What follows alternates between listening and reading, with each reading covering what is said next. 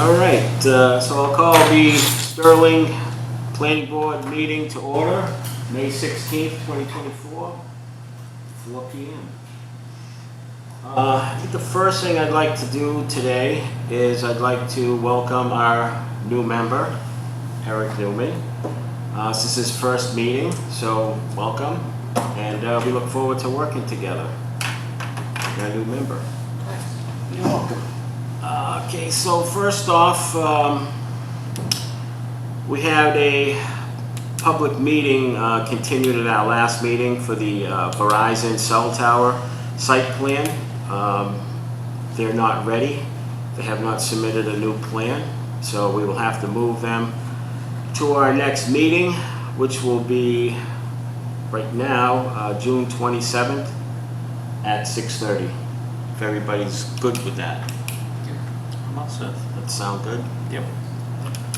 All right, so that being said, I guess we'll just take a vote to continue it until the next meeting, which is June 27th at 6:30. So moved. Second. All in favor? Aye. Motion carries. We'll see them on the 27th. Okay. So the next thing we got, today we're going to begin our working session on site plan regulations. We have our consultant here. Give me your name one more time. Richard Harris. Richard Harris, okay. We have our consultant, Richard Harris.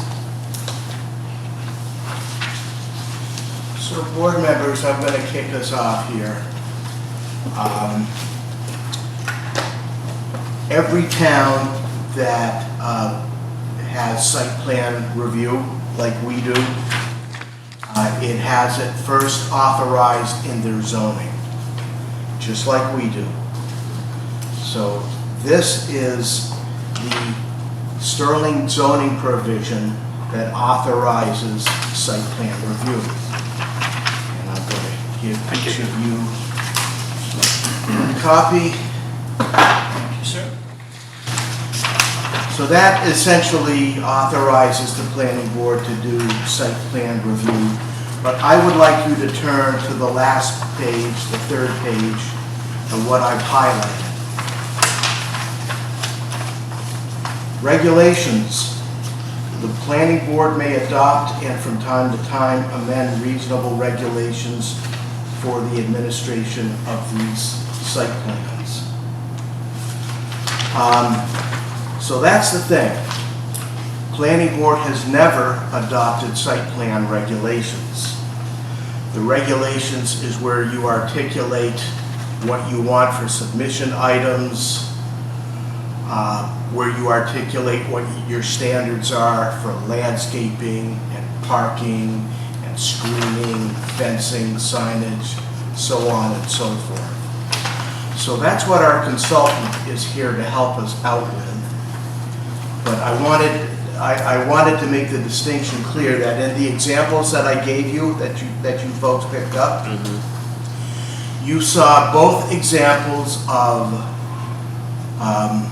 what other towns have in their zoning authorizing site plan review, and then you had examples of their site plan regulations. So understand the difference. The zoning bylaw authorizes site plan review, gives the planning board the power to adopt regulations. Most towns that have that authorization do follow through and adopt regulations. We never have. We did put together 15 pages worth of regulations governing this performance zone. And you won't find this online. It does say it was adopted back in '95, but I bet if I brought this down to the building commissioner, he'd say, "What the hell is that?" Yeah, most likely. So that means, much like these zoning standards for the performance zone, these regulations don't have a lot of mileage on them, and there's a reason why. They're just lengthy, contradictory, confusing. So That's another part of what we're working on is simplifying. Being ambiguous. If you can figure them out, more Wouldn't be the power to you. first time. I've read them and read them and read them and read them, and right when I think I got it, I read the next paragraph and I don't. So, Yeah, so good luck trying to advise an applicant. right. So, using some leftover money from our last fiscal year, we were able to hire Richard, who's going to take a crack at revising our zoning provision for site plan. There's a lot of content in here that we can move out of the bylaw and into the regulations. And he's also going to write up a draft set of regulations for us. The reason why you want some of your content in the regulations as opposed to the bylaw, if you ever want to waive someone out of a particular requirement based on an individual site, you can't do it if it's in zoning. It's to waive it, you gotta go to the zoning board for a variance. Yeah. So it makes more sense to put the nitty-gritty details in the regulations as opposed to the bylaw. So we've hired Richard. I'm just gonna read his scope of work. He's going to remove several sections of the site plan zoning provision and put them in our new regulations. He's going to change the lapse provision from 1 year to 2 years. That's how most towns do it. They give you 2 years to complete your site plan. Makes perfect sense. He's also going to prepare some language for administrative review of minor site plans, and he'll talk about that in a bit. He's going to revise the procedures that you find in here, simplify them, make them easier to read. He's going to move the submittal requirements into the regulations. He's going to establish development threshold for requiring an environmental impact study and a traffic impact study.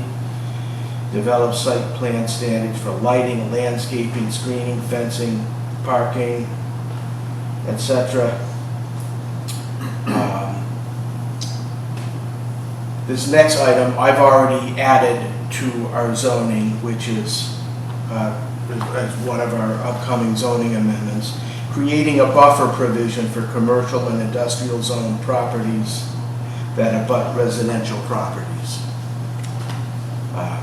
It's going to require a 20-foot non-disturbed vegetative buffer, and if there's no vegetation there, we can require the planting of some as part of the site plan You have to process. have that now. What's That's that? within the parking and storage, but it's not required except under certain circumstances. Yeah, Oh, pre-existing. it's something you want to Yeah, add I to would the change table these. of dimensional requirements. Right. I could also see though with that, I think what we have done in the past, besides vegetative barrier, is also using fencing. Yes. I'd agree that there should be an option there because I think the last one we did that helped tremendously and they couldn't have built really a decent vegetative barrier in front nor in back. So I think that fence worked. Yeah, so I've got in there that within that 20 feet, that buffer, if they can add some landscaping, great. If not, we also have the option of requiring fencing. So you'll see that in a bit. I've already prepared drafts of the zoning amendments that came out of the March workshops, and they're currently being reviewed by our building commissioner right now. Since he's the one who's going to be enforcing them, I want to make sure he's good with them. I'm going to get them to you in June and give the board members first crack at revisions, and then I'd like to post them online in July at some point. And then we'll begin, we'll begin the arduous process, going around to every board, commission, and committee and explaining what we're doing, why we're doing it, and hopefully securing their buy-in. So with that said, Richard and I gave you some examples of other towns' site plan zoning provisions and site plan regulations. Don't know if you've been able to dig into them in too great a detail. But Richard, why don't you talk about what you'd like to cover today? And I'm going to touch on another reason why I believe you should put as much in regulations and as little in the zoning bylaw itself as possible. For instance, submittal requirements. I know some communities have in their bylaws 17 copies of documents. Well, you get through the process and you start realizing that 17 is way too much. You only need 2 or 3 because now we're all electronic. Well, as a former planning director, I can tell you that one of the problems you have is applicant comes in, yeah, we really don't need that many, but the bylaw requires it, therefore Yeah, they do. you have to submit it or it's not out.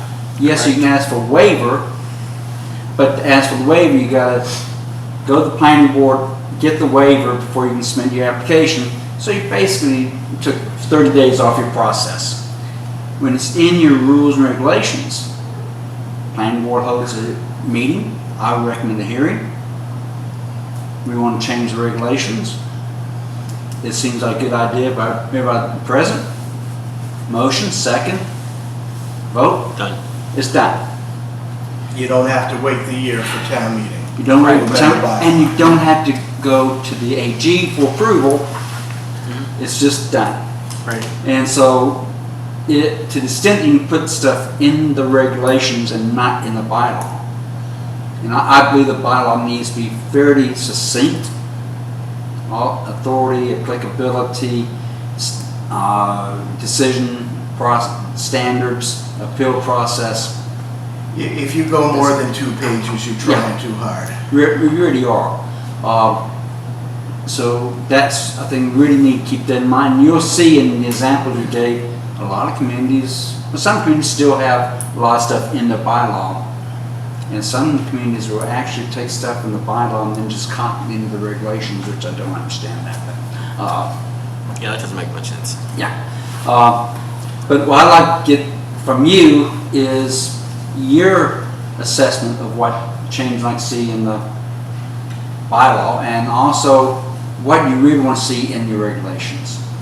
Yeah, towards that end, I gave them a bit of homework the last time we met. If in their travels they saw any commercial or industrial sites in other towns that they liked the look at, they could tell me the name of that town and I'd chase down their site plan regs. Absolutely. I can go online and download those and take a look and see. Gang, did any in your travels? Well, I went by some commercial and I couldn't really see anything on the ones that I looked at that really kind of caught my eye that I thought were extraordinary. I did, however, find something in a residential,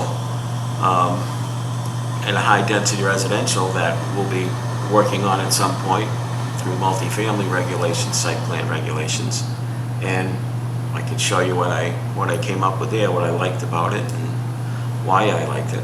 It's not commercial though, it's not a commercial building. Yeah. Which is what we're Okay, doing at well, the with our moment. schedule, we're working on commercial and industrial this Right. year. Yep. Next year, we'll tackle residential, all things residential. So I would hold off on till then. It's hard looking at commercial projects, steel buildings and things of that nature, because for the most part, they do look pretty good. When you go into a town, you look at them, they do look pretty good. Yeah, and they look pretty good here. And they look great here. I think the So- biggest issue, just only from my limited experience, the things that we see here are not so much the buildings. I think most people, when they're building something new, it's well planned out, they're trying to adopt something that's visually attractive, etc. I think the biggest problem we see is interaction with the neighbors per se, whether they're industrial, commercial, or residential. And at least to me, every single one that I've seen come in here tends to have residents for or against for specific reasons. And I think that is probably our first level of addressing it, only because we had a person here, at least in one meeting that I recall, that was adamant about the visual appeal of this, but did not hear 10 minutes earlier that we had said we were going to put in a fence to buffer that so they would not see that. But they hadn't heard that part of it, and because it's not easily viewed, I don't think people understand that. It's harder to educate them as to what goes on. So again, I think you working on that is a big deal. And I think that's the number one complaints we have, because the other part I have is, if you look at this town, some of the commercial land's been developed. The things that are there. It's not like many people are gonna come into this town and tear down an entire area and then try and put some large industrial building or something else, unless it's something like the pit or somewhere else where it's kind of tailor-made for that. It's an empty lot, it's got a lot of stone on it. There's something there of value.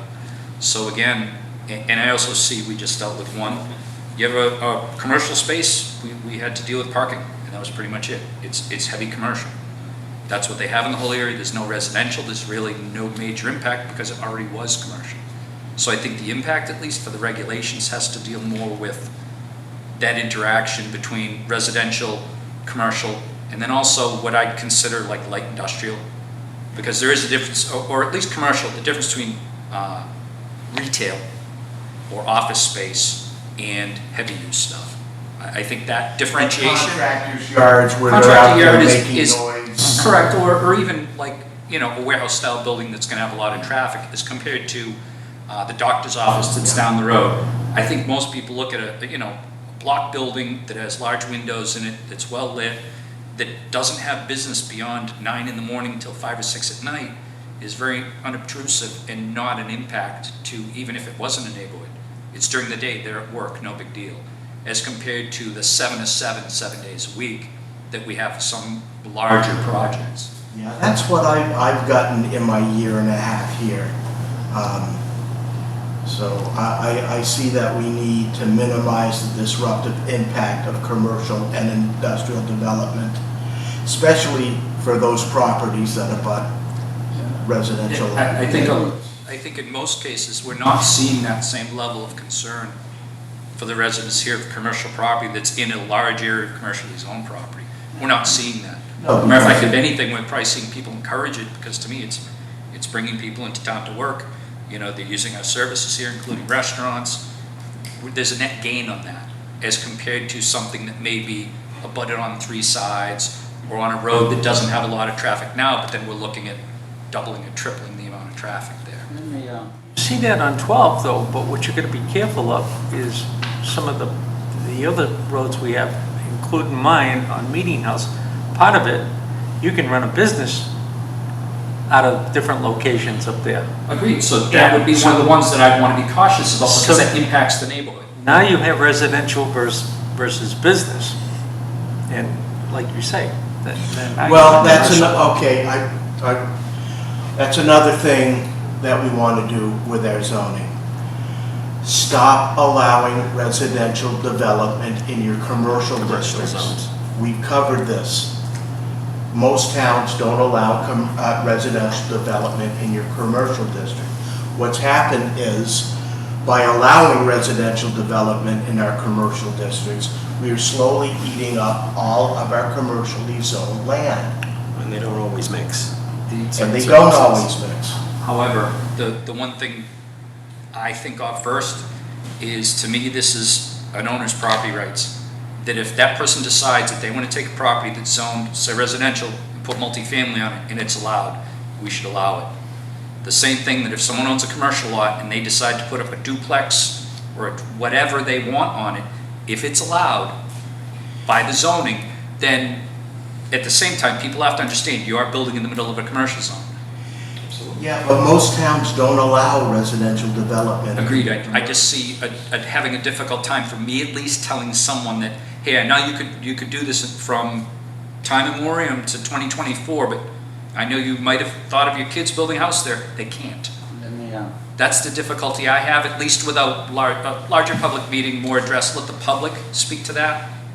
I just have a problem with not allowing someone to use their property in a way that's currently allowed. Their property, not Their not an abutting property, you're talking their property. Their property, yes. That if someone, my thing would be, if I owned a commercial property and decided for 10 years I couldn't get somebody to buy it as commercial property, but someone came in and said I could put a duplex there and make myself $200,000 and walk away from my property, I'm Well, averse that to saying benefits no. them. It doesn't benefit the town overall to have all of our Then you use commercially it up. zoned land eaten up by residential development. Agreed, but I think with the nature of this town is highly residential, and again, to me, it's more of a property rights issue, that if it's allowed under zoning, I think there's a larger debate there, that, town meeting, whatever it happens to be, to say, hey, we're about to take away a right that you have currently, of a way you can use your property. And here's my thing, I don't think anybody would want to build next to, say, a quarry because of the blasting, but at the same time, they should be able to make that decision, not me. That's my difficulty Well, with it. you just went to a town meeting where the cost of schooling and 50%. municipal government was the topic. And those costs are going to keep rising exponentially unless you get some economic development to offset that, or at least lessen the rise. So I really think we're shooting ourselves in the foot by continuing to allow residential development. I'll make that case, and if it gets shot down at zoning, well, or at town meeting, then so be it. Richard? There's a couple things that I mentioned so far. I think one thing that's really important to think about is, I agree with you that the interaction between non-residential and residential, especially single-family residential, is probably the biggest issue that comes up in site plan review process. But you shouldn't just look at the hours of operation and the layout. What I've often had people complain about is the operation of that 9 to 5 property. Yes, it's 9 to 5 property, except when is garbage picked up? When is the plowing done? And where you have single family adjacent to it, that becomes an issue. And I think that's, you might want to look at as part of the site plan review process, what is your property management operation plan? Is, be sure that there isn't 2 in the morning, this beep, beep, beep against the single family homes. Because I guarantee you, first time you approve one and somebody has been sleeping and they're waking up, you will hear, or Stephen will hear about it, and the chair will hear about it, or obviously your friend, they'll give you a hard time about it. The other aspect I want to touch on is the issue of commercial, residential and commercial areas is a very controversial issue in some communities. South Hadley, where I was plan director for 22 years, and I lived there, we are at like a 93, 95% residential tax base. And one reason we're at that tax base is because over the years, the town, he didn't like me saying this, the town so embraced single family that it made it almost impossible for a commercial developer to come in and develop a commercial site. Did they have any zoning for it? Oh yeah, they did. But what they would do is they had maybe a 200-foot deep strip that then got eaten up. And so you'd have this site that's 150 feet deep and 200 feet wide, and you're going to put a commercial business there. And what you have then the single family homes all along it. And a developer's going to look at it and say, so if I come in for site plan review, I don't have those folks that have $500,000 homes with $250,000 homes coming into the hearing and give me a really hard time. Yep. Or I can go 2 miles down the road in another community that doesn't have that situation, and I'm probably going to get a really quick approval. If you're trying to get economic development, where is that investment going to go?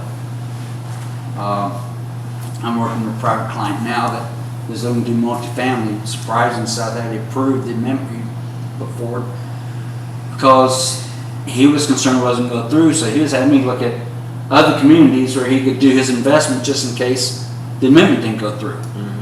Because what I found over the years is if a developer really wants to invest in your town, but they're looking at the idea that there may be 6 months to a year tied up in approval process before they find out if they can say yes or no, and they can go down the road by 5 minutes or 2 minutes, and they know that in 45 days they can have a building permit in their hand, that's where they're going to go. And that's something to really keep in mind when you talk about, do you allow the residential in the commercial zone? Not because we may have a nice commercial zone and someone says, yeah, nobody wants to buy this property, and maybe they don't buy it because it's too high, too expensive, or they've got specific problems with that site.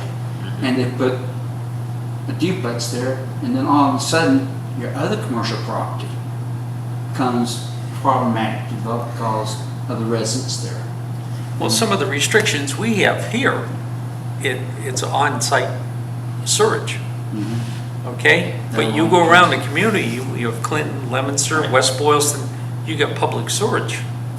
Yeah. So. That's that's a big strike against us, it really is. Exactly. And again, this is, I'm not saying that we should keep it in or shouldn't keep it in. My own opinion is the town's taxpayers, the residents, the voters need to understand that, one, this is a change in what some people will be able to do with their property. Two, what tax impact it will have, because I think we all just saw at this last town meeting that we voted a no on a budget that was changed, which effectively didn't do anything, that people here are still conflicted about money. If it needs, if someone said to me, hey, doing this will lower your tax base by a certain amount, doing this will raise your tax base by a certain amount, at least then people will be educated on it and understand it. My feeling is, though, at the start of this, that if we just sell this or talk about this as simply we don't want A, without talking about the implications when it comes to taxes and impact, that's where we trip up, because I think most people in this town may feel like I am, that I'm allowed to do what I want with my property, that if I choose to put a 6,000 square foot house on it instead of a commercial property, that would be my right. But when the town votes for it, they'd have to understand that You would lose that. right, that if you lose that, this is the plus, this is the minus. So Mike, you were at one of the March forums. Yep. Okay, I've got to give that talk over and over again. The cost of community service studies that shows that residential development costs more to service than it generates in taxes, whereas economic development costs way less to service than it generates in taxes, so it's a tax I winner. totally agree, but I think the issue here isn't so much whether it's net loss, net gain. It's because if someone told me, hey, listen, your taxes are going to go up by $1,000 in the next 2 years, that's an immediate concern. But if someone told me your taxes are going to go up by whatever, $100 over the next 10 years, and I'm not saying it needs to be that specific. What I'm just saying is growth, because I think we can get some general numbers that saying if this was commercial property, this is how much you'll save by bringing in these taxes and not having to expend it. I think you had some certain numbers on performance on it. I think it's the same I showed thing. how communities that have over 10% of their tax base Yep. in economic development, how their single-family tax bills are lower and the year-to-year rise is smaller than those towns that have less than 10%. That helps to make the case. I also think, though, it depends on what we're getting. I think the classic example is a quarry.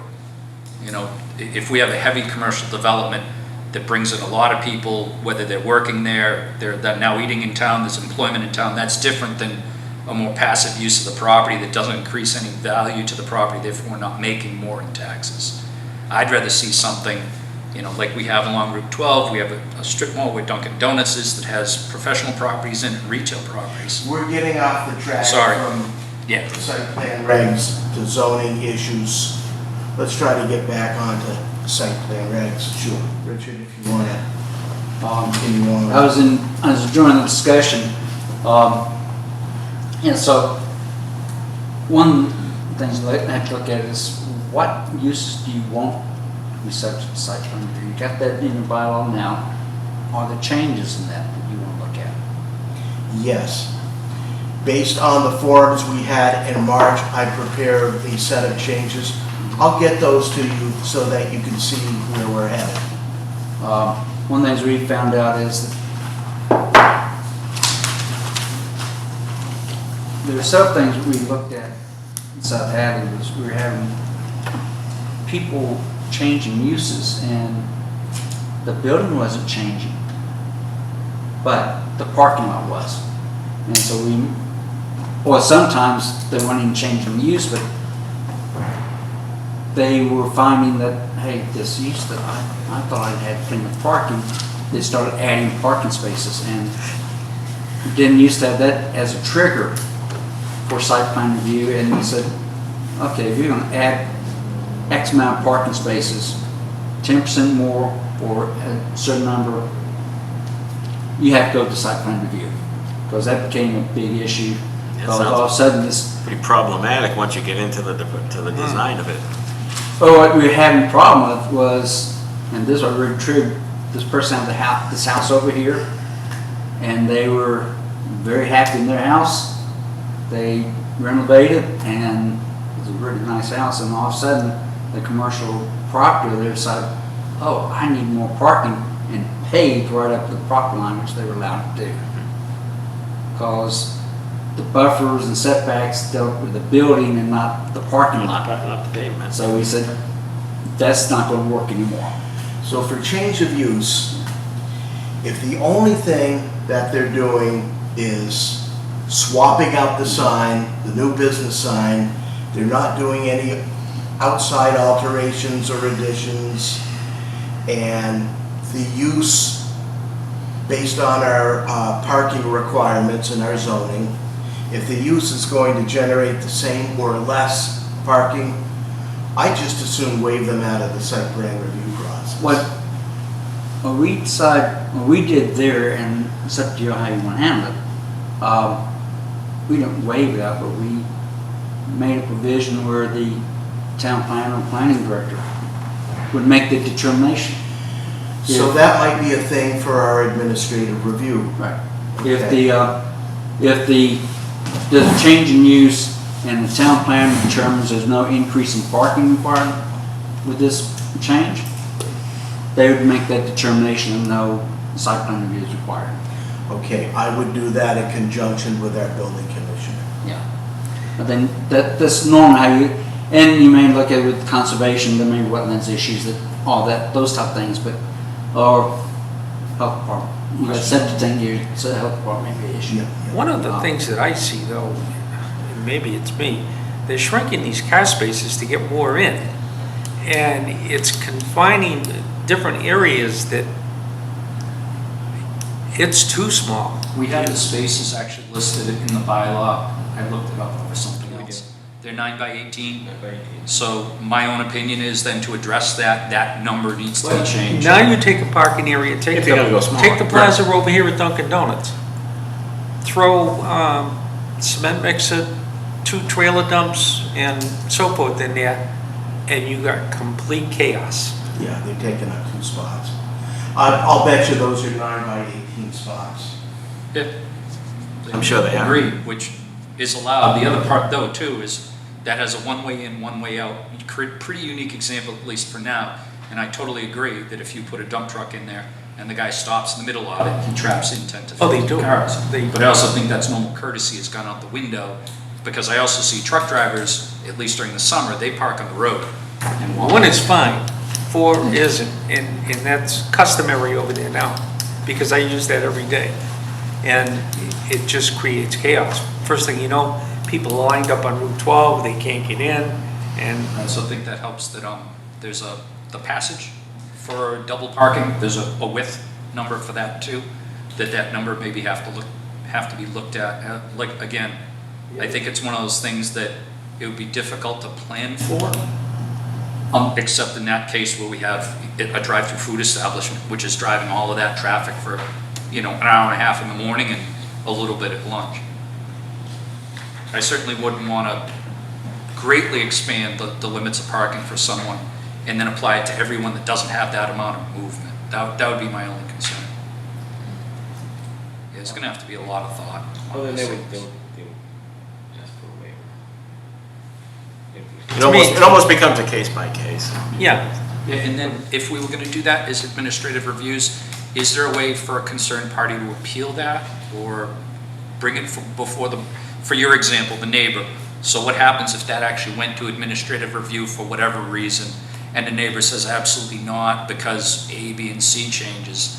Do they then lose that opportunity to appeal or to address something? Anytime somebody feels there's a violation of the zoning bylaw, they can file a complaint with the building commissioner. I say that because, let's say, Steve makes the determination that it's exempt. It doesn't apply. And the neighbor looks at this change in use and wants to file with the building commissioner. I have a complaint that changed the use, and this is the issue that we're having. Building commissioner makes a determination that no, there is no violation. They can then appeal that to ZBA, and that becomes their source, their method of appeal. Yeah, the thing I would like or appreciate is the fact that if somebody, for those cases that bring in multiple people, if something we say is, no, pro forma, this is fine, 5 people come in and say, no, we want our voices heard, I'd rather have that go to the ZBA or the planning board or whoever it's appropriate, just so that someone doesn't have to file an appeal, spend $400 and probably involve a lawyer because it's so convoluted to understand those at your own time. But at the same time, if I've got a office space here and it's currently got approved for 4 lawyers, and I'm changing that to a retail space that has less traffic because there's only one employee there and it's mostly mail order type retail. There is not going to be any change in traffic. Why should that property? It all depends owner- on the new use coming into the building and what our zoning requires for parking spaces. Right. And again, we're talking specifically about parking only because my concern is what happened on a lot that I'm aware of. Someone clear cut it saying they were going to put a house on it and then sold it because it was classed as commercial. They then sold it as part of commercial property after they wiped out every tree but 10 on it. So that's the sort of thing that I want to avoid, that someone says, hey, I want to do one thing, which again is the residential commercial. That and is do another. not change of use that would fall into this. That's a change of use that would require some type of permit. So we need to enumerate the things that would trigger a possible, waiver of having to do the plan review. It's actually very simple language. Somebody's doing a change of use. The town planner determines that the change of use would require no more parking spaces than currently provided under the zoning bylaw. So what about like septic? And I would apply that if there's no exterior work being done to the building, no additions, no new accessory structures, and the parking requirement is the same or lesser than what's already there. Why are we going to put them through site plan review? And I would add one thing that we never dealt with that I have seen that become a problem. No change in the interior layout that results in more space for public access than currently provided. The reason I say that is because we had a retail space that's like 2,000 square feet, 1,000 of the storage. They're changing to different use, no problem. What they did, they went with interior change that eliminated most of the storage space and put more display space. And if we'd known that, we would have said, oh, that is more parking spaces. Changes the parking. It changed the parking. And they didn't, so we will be clear about that But should we provision. include septic also? Like what if the change in use was from? That's what I mentioned, you probably want to have consulting the Board of Health as well. Be sure that there isn't a change in septic issue. That's their purview, so they definitely have to, if they have an issue to me, then it has to go before us. Show a site plan. Not necessarily that need to go to the planning board for further review, but you want to be sure that the Board of Health gets in with them, that they go to the Board of Health for approval. Because you don't want to take this action and lo and behold, Board of Health says, hey, they've got undersized septic. You want to be sure that's called up front. Yeah. How would we know that though if we didn't bring them in for site plan Well, review? but no, that's the reason when it's going to be a change of use. Stephen would talk with Bishop Board of Health and Building Commissioner consulted. There'd be a sign off for the Yeah. change of use. Right. There you go. So the one,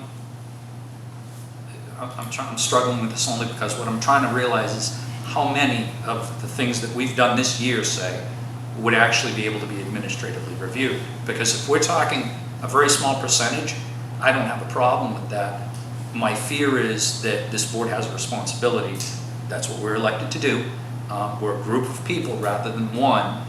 If we took 70% of our workload and said, Steve, handle it, I don't think it's that. I'd like it to be a very low number, and I believe it is, but I'd like some examples so I can understand this better, because I truly don't understand, like, where that line is. I don't believe that anything we've dealt with in site plan review. Yeah, that's where my confusion is coming from, because I can't think of something that would have No. triggered. And that's why I'm trying to think of an example, like you mentioned the parking. Other than that, though, it's, I Every think we site even plan talked we've about dealt this. with in the past year We has had a involved some outside. We had it, configuration. Steve, right across the street. We went from a bank to a Restaurant. a restaurant. So obviously, that kicked in the parking area. Yeah. Plus, it not only did that, is entrance and exits. Yeah, that's why I'm trying to think of How an dangerous. Do example. they have a drive-through over there? It's a pickup window, it's not an Pickup ordering window, window. okay. Yeah, so it's It used to be a technically not drive-up and they took it out. Yeah, they use it apparently for if you pre-order ahead of time, you can drive up and they'll hand you your pre-made food, but you can't order from it. Still a drive-through. Yeah. That's their drive-through. Still a drive-through. Okay, a few other things I'd like to cover. We're gonna want some sort of thresholds for when we require environmental impact studies or traffic impact studies. And since multifamily also goes through site plan review, some sort of threshold there. What are your thoughts on those? My experience has been that anytime there's opposition to a project, everybody claims there's traffic impacts. In most cases, there's not. And I'll look and see what other communities have. But we basically, if it's 2 or 3 residential units, no. If somebody proposing 40 or 50 residential units, So I'd like to differentiate between those projects where if they just give us the traffic generation numbers based on the ITE traffic generation model or handbook, we can gauge how much traffic they're going to generate versus a full-blown traffic study with turning, the whole nine the yards. thing what you want to look at is the size of development and the road where it's located on. Your site distances. Site distance should be, they're doing a new driveway, they should be automatic site distance. I don't think any development with that's putting a new driveway in should have a site distance assessment. That's not a big deal. That's basically site engineer going out there looking to see what the visual obstructions are and being sure there's not an issue there. ITE calculation, that's a 5-minute task. And all they got, if they had ITE online, all they have to do is plug the numbers in and it'll spit it out. So ITE for those at home. Institute of Traffic Institute of Engineers. Traffic Engineers.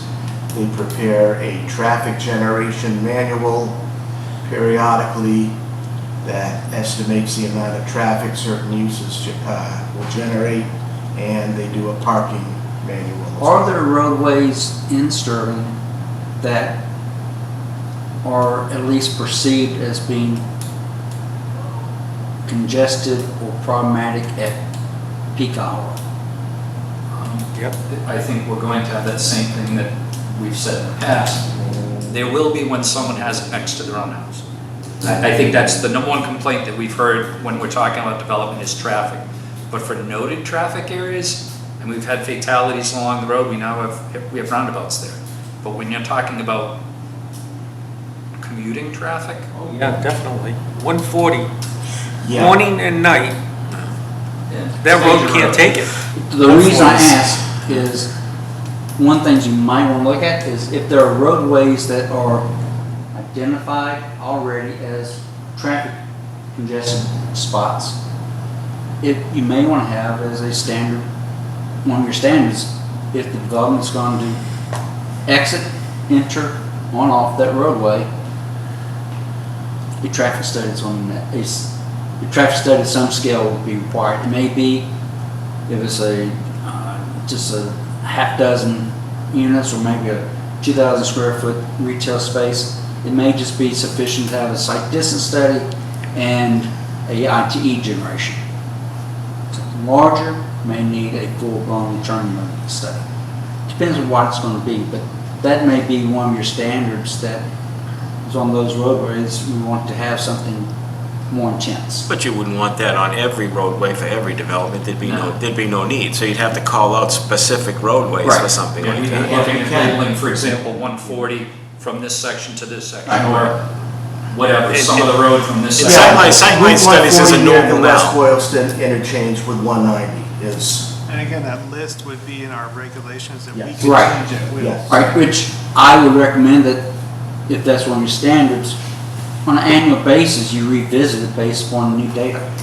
So the Onyx property, where they're hauling gravel now for the next 15 years, once they're done and they build an industrial park there, we would probably want to add Route 12 to Yeah, that they list. suggested an entrance there, which then was discarded, they don't need it now, but totally agree that if that became a commercial property, they'd need those two entrances, period, end of story. There will be one at some point. They have to, that's where they get the commercial traffic. It makes sense for anybody who did that. It'll be further up by Dunkin' Donuts, but there will be one. Yeah. One thing we want to look at is definitions. I mentioned this, Stephen, earlier. We all know what commercial is, we know what industrial is, but we need to have that defined. Yep. Because otherwise, someone will say, oh no, mine's not commercial. It's institutional, and therefore it's a different type of use. And you want to have that clearly defined so there's no dispute on it. And what we did in South Hattie is we defined those using the use table. If it's this category, then it's this term. And there's no dispute, it's very objective and no discretionary. I mean, we've got 140, we got Route 12, we got Route 62. And they're all mixtures of business and residential. Yeah, those are the three major arteries.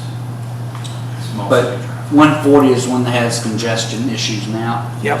I'd say all three. 190 is big. 62 not so much. 12 is pretty 190, big. Get you 190 right there, and so 140 and 12 are Yeah. pretty but busy. 190 is limited access, so you don't need to worry about that so much because it is 190. But that's where everybody's going. Yeah, that's, But it's how they get there, that's Right. the feeding point. that's Exactly.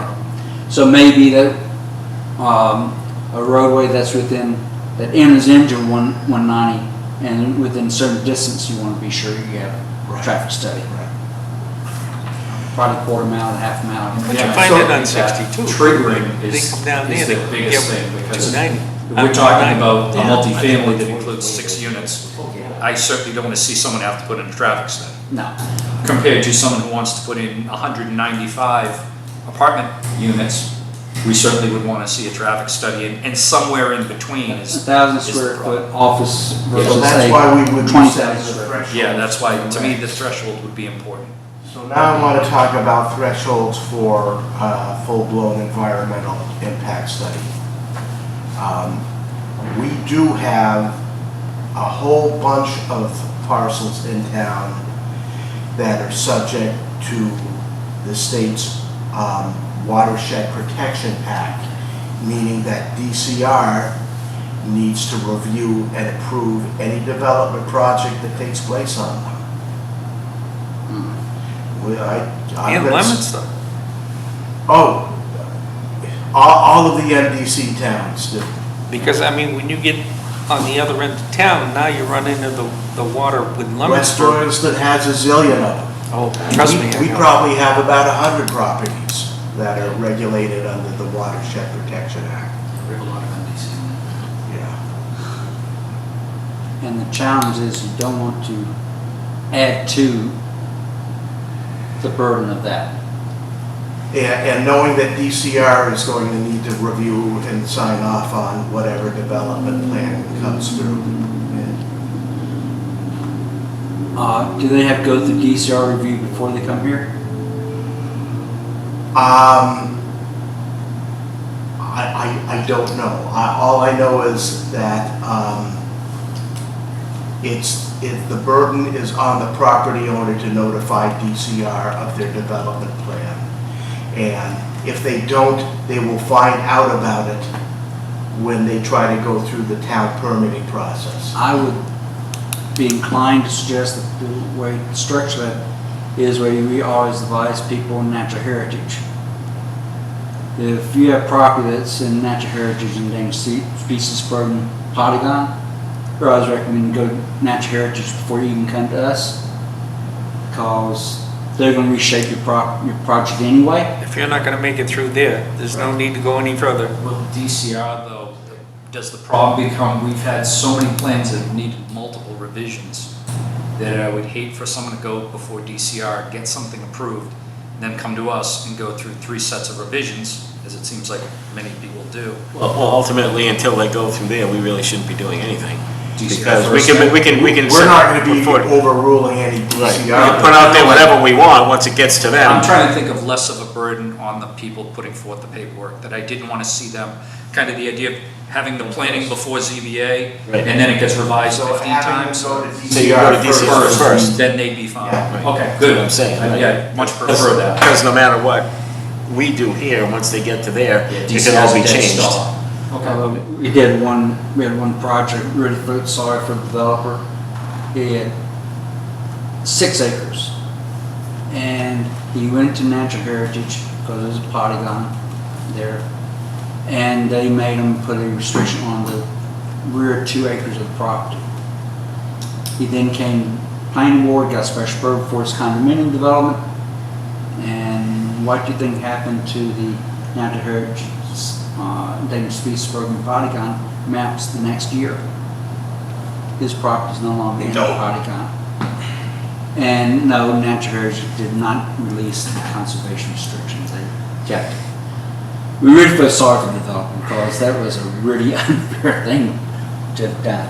On the other hand, it happened the opposite. The town bought a 30-acre piece of property we can use for school, was non-natural heritage polygon, and bought it. And then as soon as we bought it, Changed. Oh, we found a vernal pool. there's always a churl. It's always a churl. I don't know why. So I think one threshold is if it's subject to DCR review, you need to go to DCR first, and that requires environmental review. I would also suggest look at, is there wetlands on there? If there are, or is natural endangered species polygon, that should trigger environmental assessment. Are there scenic roadways designated in Sterling? We've got a ton of them. Yes. Yep. What roadways? Scenic, designated scenic Yeah, roadways. 95% of them. Yeah. Many money. Just, we had that and stone walls. Yeah, those two. Okay. you may not want to do this, but I would suggest if the property abuts a designated scenic road. And I say that because working with different communities where I've often found out is, oh, I didn't know that was a scenic road. And so they came in and cut trees, eliminated the stone wall, and then asked for forgiveness. So if you have that as one of your thresholds, For environmental review? environmental assessment, yeah, because that's, I mean, look at environmental as not just the natural resources, it should be the man-made human heritage as part of the It environmental doesn't seem to assessment. make quite much sense to me, a stone wall and a scenic road being grouped in with environmental. And plus wetlands, I mean, what's the degree of wetlands that would trigger it? Sometimes you got a few little plants off to the far left corner of your site, and then other times you've got a flowing brook going through your properties. Yeah, when we get a site plan in, I shop it around to every department, and we have a review meeting with the applicant and their engineer. Conservation's there, DPW's there. So if there's any wetland issues, conservation agent's gonna flag it. Any scenic road issues, DPW's gonna flag it. That's good, because a lot of DPWs don't even know they have scenic roads. I think we're used to it here, aren't we? Yeah, There's yeah, so many of them. And they've been here for years, Yeah. 25, 30 years. That's a good Yeah, thing. I agree. I agree that I hate to raise that bar again and again and again. When we have a process that at least I haven't seen in the short time I've been here, we've had major problems with scenic roadways. Same thing with stone walls. We've You had somebody in. Right, and they ask for permission and we make sure that It they're was a allowed to do scenic certain road. things. Yep. They asked for permission Cut a to, few trees, move the wall. DPW looked at it, Yep. said it's good Yep. to go. Yeah, I think that process worked well. yeah, I think so too. And my thing is, we can always make that determination during the meeting, correct? If we say we feel that this needs environmental review based upon You the want to totality or not. Well, they You have to, want to give the developer the certainty of knowing what he's getting into Okay. right up front. And the same with the design standards. My experience is a developer is going to plan out on a site plan what you want to see if you articulate what you want to see with your development standards in your site plan regs. The biggest thing to me, I just keep having to remind myself, we're not talking about residential right now. We're talking about commercial Well, we are talking Multifamily. site plan regs for and multifamily. multifamily. Yeah. And one thing to keep in mind is the single biggest cost to a developer that really irks, developer's gonna spend X amount of money to build anyway. But the biggest cost that's a concern is the unpredictability of the permitting process. So if I don't know going into it, if I'm gonna have to do an environmental assessment, that's a cost that really is a problem for me. And time. And yeah, the time is the biggest thing because that they're paying 18 to 24% on their carrying costs, and they've already taken out loan to pay for that, or they're taking some of the capital out of their money making capital, and they're putting into their short term so they can pay their consultants. They need to know they're losing money. And they need to know. You walk into a site and all of a sudden they tell you you're gonna do a MIPA study. It blows your budget right out. And I think that's one of the thresholds is, does it trigger MIPA? I mean, clearly, so you got two thresholds. One, is some that triggers DCR review? Is it some that triggers a MIPA review? If it does either of those, then For at home, can you define the acronym you just used? Massachusetts Environmental Protection Act.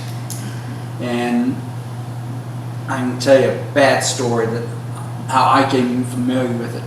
We were designing a mass works project in South Hadley, and I found out that under MIPA standards, removal of more than 5 public shade trees triggers MIPA review.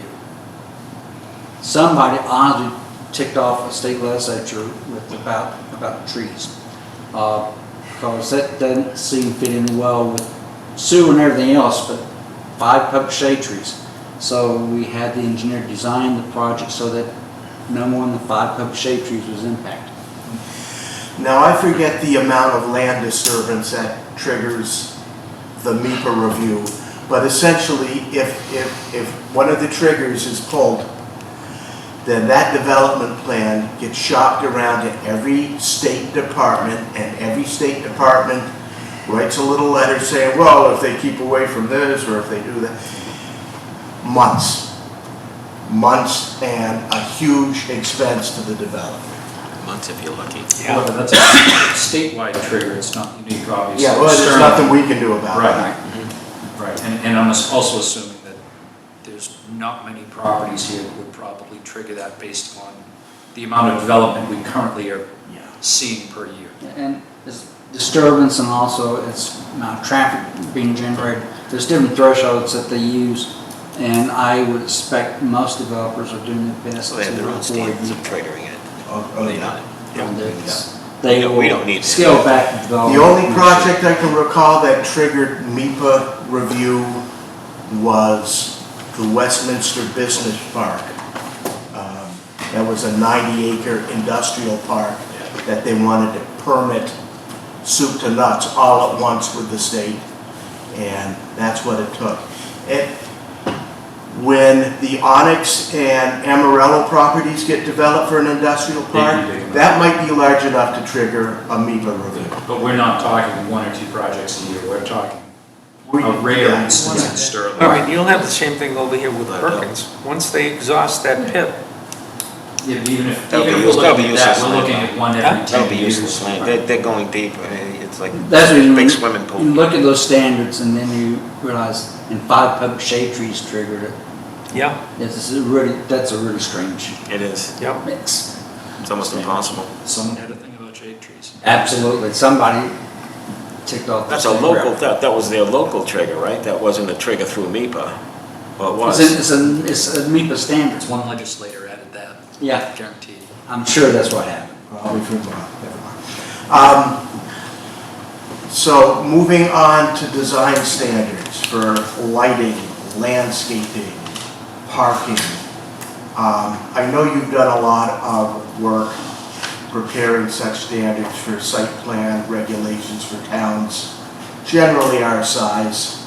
Do you want to take a crack at that and then show us something to give you feedback on? Yeah, because how do you regulate landscaping? Yeah, I mean, how do you do that? How do you go, everybody wants landscaping, we all want landscaping, that's what beautifies the project. You can't like call out a specific plan, you gotta come up with something general, Actually, you can specify maybe a tree or something like a that. range of plant species and types A of. range seen of some plant evergreens, species, stuff how that's many you along want those- them, how close Yeah. together you want them. Locations. Do you want a big paid parking area, or do you want to break it up with little islands of We landscaping? currently have that even on our own. That's one of the things in that, what I had here, it's like a multifamily, it's residential, but it's like a multifamily. That's one of the things I had here that I liked, was there was areas, like say in the cul-de-sac areas, the cul-de-sacs were very nicely landscaped. I don't think they did it by chance. Around the transformers, I mean, just areas that normally look like a sore thumb were transformed into something beautiful, quite simply. You know, so that was, Oh, we did it with Part the of- cell tower. what's that? We did it with the cell tower. Yeah, Landscaping around the base? Right. Yeah. right. I mean, it Right. seems Yeah, that's minor, Well, what I'm saying is each building is different, so it's hard to Maybe say you have to put landscaping it. around your dumpster here or instead there. of a fence. Right. I also think you probably have experience with that. We have dealt with, the transformers on cul-de-sacs that you, Basically, the standard like that that. requires utility elements to be screened from public view. Mhm. And you can put the type of screening allowed, some case maybe fencing, some case maybe vegetation, maybe a combination. One of the things is, especially with vegetation, is developers will, if they're given the choice, will plant arborvitae every time. It's a cheap, quick thing to do. But, so what we've done, we did increasingly as my last few years, South Avenue, we started requiring a mixture of vegetation. And recognize that certain times arborvitae doesn't work. If it's got a dense evergreen canopy above it, it's not going to survive. And we had a cell tower that we tried screening and looked back at it and it was half dead because. Well, if you're close to the road, Yeah. arborvitae isn't gonna work for you because, you know, your road salt and so forth is gonna kill it. Yeah, and at the same time, you have to require the landscaping be maintained. Because what happens to arborvitaes after 30 years if they haven't been cut back? They're very 20 tall. feet tall. Yeah, and they're not, and the bottom 8 feet is buried. Yeah, that's okay. That's, you require an annual landscape maintenance plan. And I'll tell you where Westminster got burned. Westminster got a boatload of ground-mounted solar projects. And so we required landscaping planted in front of the fence to screen it from the neighborhood. Within a year, most of that landscaping died. And, They didn't have to replace it. well, we found a way to make them do it, but if we put them on notice in our regs that we want to see an annual landscape maintenance plan. I've seen a similar thing with the one that's at the old transfer station that was in West Boylston along the reservoir. They had all the arborvitaes, almost every single one died, and they replaced them, and they're all about a foot and a half tall, which doesn't really do a lot. No, the trouble was it's the type of soil. It's 100 and 200 feet of sand. And then you have the developer that dealt with one time that he was more concerned about the screening than his neighbors were. But his concern was that his neighbors' kids would be cutting through his property. So what he did, he said, what I want to do is erect a fence as well as the plants. It's going to take a while for the plants to get real dense. But I want to put a fence that they can't see, but it serves as a barrier. And so he had that type of structure that served his purpose and theirs. And he didn't realize that he really wanted to do it because of the problem they were going to cause him. And Benefit to both, though. yeah, benefit to both, although the neighbor's kids probably didn't view it as a benefit because they couldn't cut through there anymore. They don't pay taxes. There were ones in here that specified when pieces of landscaping died that they had to be replaced with equivalent of the same thing. Yeah, some of the bylaws did have that in them. Do that. Appendix of disallowed and allowed plants, or preferred and not preferred. And it's easier to do when you're dealing with only commercial, industrial, and multifamily that's continuously owned in common. Where you have situations where multifamily is then divided into condominiums or somehow divided into townhouse lots, that becomes a problem because then who maintains it? Commercial industrial is easier because you've got an institution typically enforced on it. It becomes more challenging otherwise. Not impossible, but more challenging. So here's what I'd like to do. Richard, if you could take a crack at putting together the design standards that we talked about here, and give us something to react to. In the meantime, I'd like you guys to go through these various assortment of regs and circle the ones that you like. And if you get that to me, I get it to Richard. Just say, Westminster site plan regs, page 6, provision 1-B-5 or something. Just tell me what it is. I'll pass it on to Richard, and we'll see if we can get on the same page in terms of design standards. Take that That's page, important. circle it. Yeah, that's all you need to do. I just look at this, we gotta have a starting point. Yeah. And Yeah, You're but right. that's why I wanted to, Because I've got some great ideas as far as that goes, but we have to start somewhere. And the other thing I want to look at and talk to you, is one problems I have in some communities is they will have their standards for submission for special permit, site plan, subdivision, and they may have different requirements. For instance, 24 by 6 PDF by engineered by a landscape architect, and they're not the same.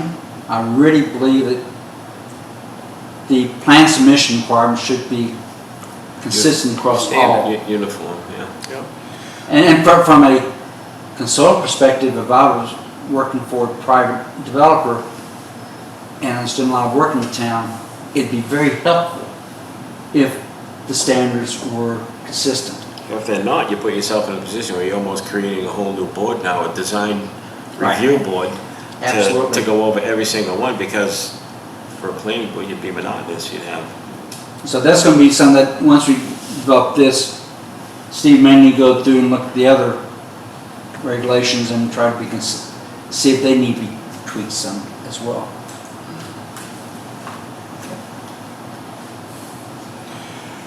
all right, gang, any other input you want to give Richard, or Richard, is there anything else you want to cover with the board? I don't think so. No.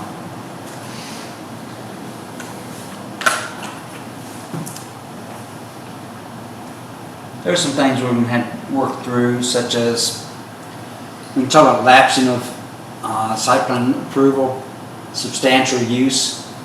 We have to define what substantial use means. I say that because on special permits they lapse, and we've had intense debates in South Hampton Planning Board as to what a substantial use was. With some members believing that if it's not got occupancy permit, it's not substantial use. We don't define that in our zoning?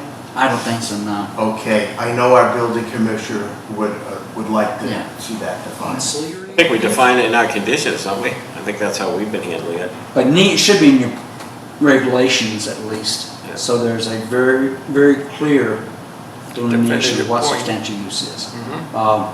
And we had a subdivision that I advised the board that if the infrastructure is in place and half the building, lots have been built on, they got substantial use. More than just clearing the land. Right. Yeah. There are some communities that if you get a site plan approval and go out there and clear the land, you're golden. Yeah. And and I said, I don't buy that argument at all. But their argument is, well, they changed their financial position. They didn't do this, to me, they didn't do it sufficiently to earn that guarantee of. You didn't do enough. Yeah. So there's some of those things we'll need to work through as we go through this.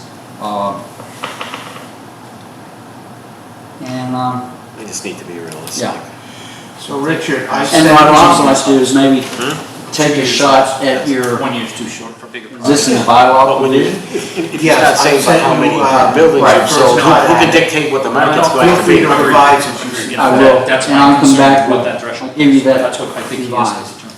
So when would you like to come back, Richard? Okay. That's going to be a challenge. I would think we'd want to give you at least a couple months to, Yeah. July would be the best time. Because I'm committed on the, so we do have a meeting on July 25th. okay. That should work.